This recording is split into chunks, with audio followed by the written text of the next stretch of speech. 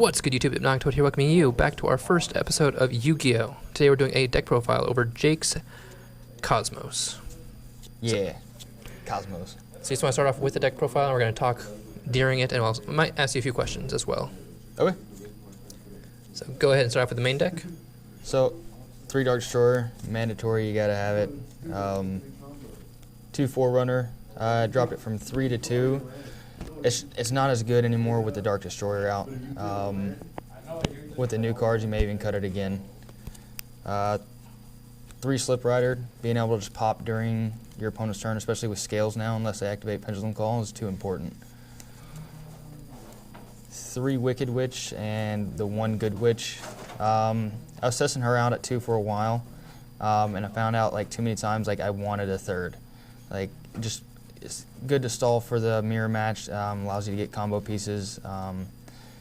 Good Witch is excellent. It's just there's not enough room to run her more than 1. I probably wouldn't run her more than 1 anyway. Okay. 3 Farm Girl, mandatory again. It's your search. You gotta have it. The 1 Straw Man, I wouldn't play more than 1. I hate to see this early games, and it's at 1, so every time I see it like on my first hand, I want to shuffle it back in with Cosmotown anyway.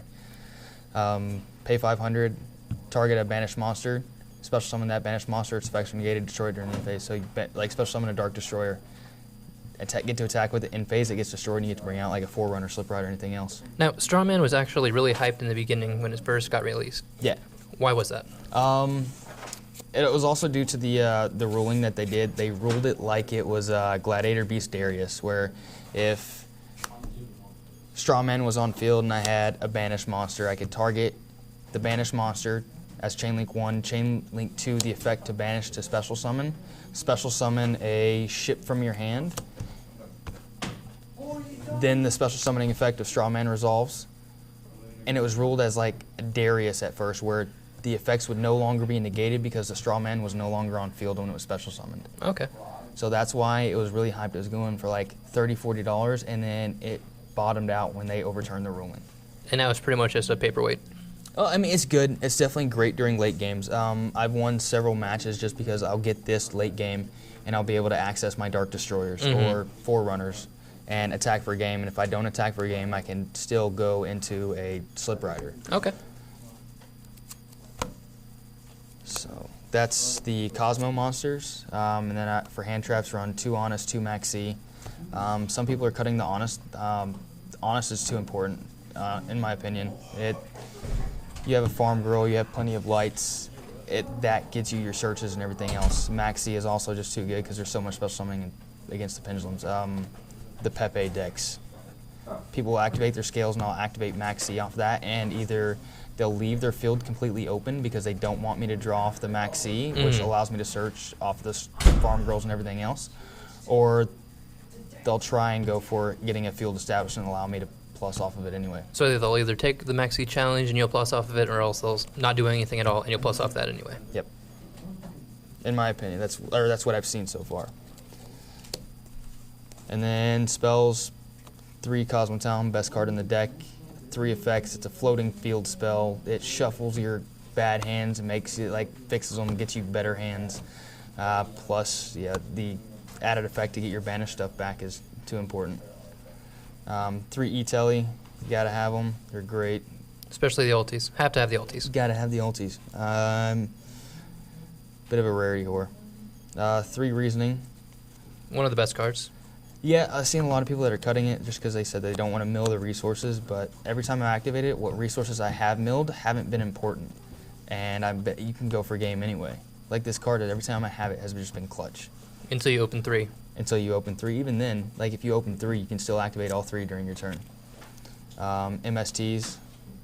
I'm only playing 2 versus 3 right now. Just 3 clogs too much, and I don't ever want to see it like a 3 in hand game 1.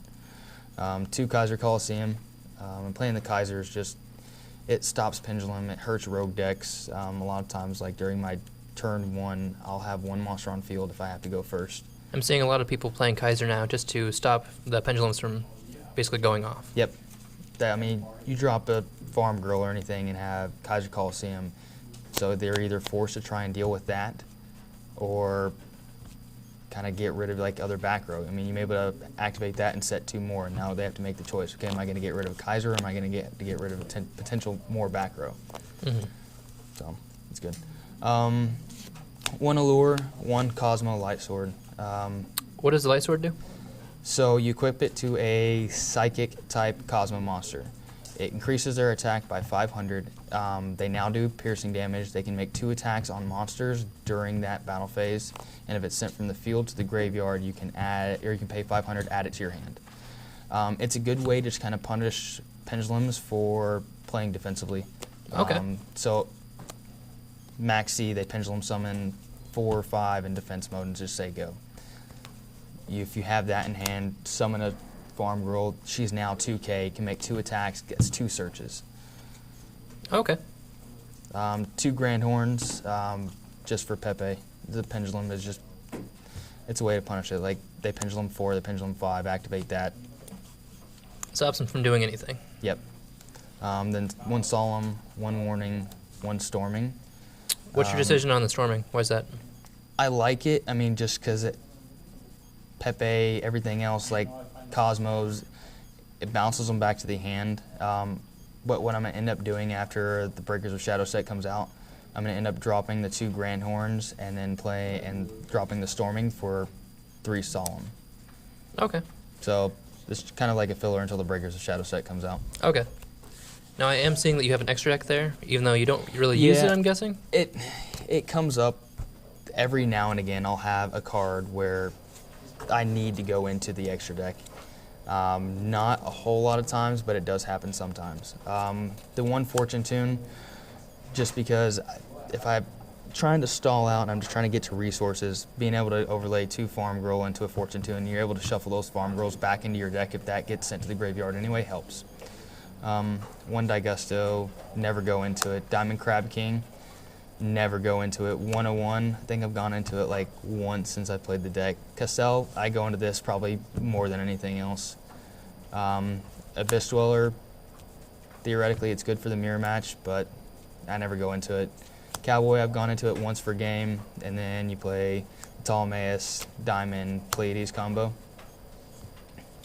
This is just so that way you overlay Ptolemaeus in phase, you can attach the Diamond. Their turn, you can detach 3 and go into the Pleiades. It's also going to be more important after the Breakers of Shadow because you can start going into Cyber Dragon Infinity.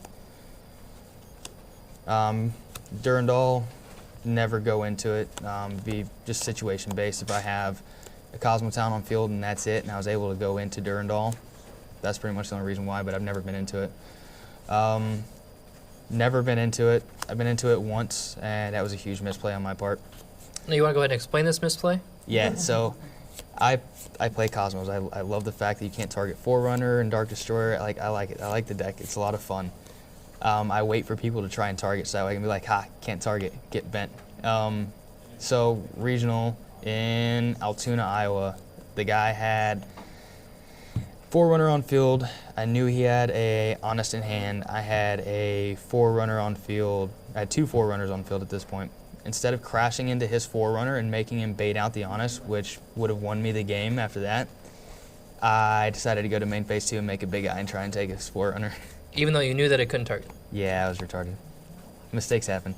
2 Chimera Tech just for random, like, super heavy decks, and then the mirror match. This card is amazing for a mirror match. And that's my extra deck, even though, like, you don't go into anything. Okay. Well, thank you so much, Jake. I did enjoy your deck profile, even if you did have to admit to your mistake. We do see you have a side deck there, but really side decks are kind of situational for the regional, the event, Yep. the local. Wherever you're kind of going, it usually depends on who you know is what is playing what, and who you're fearing is what they're playing. So, Yep. Anyway, guys, thank you so much for watching. If you did enjoy this video, please make sure to give this video a thumbs up, because all your support is greatly appreciated. But until next time, stay hypnotized. This is the Hypnotic Toad signing out for now. Peace out.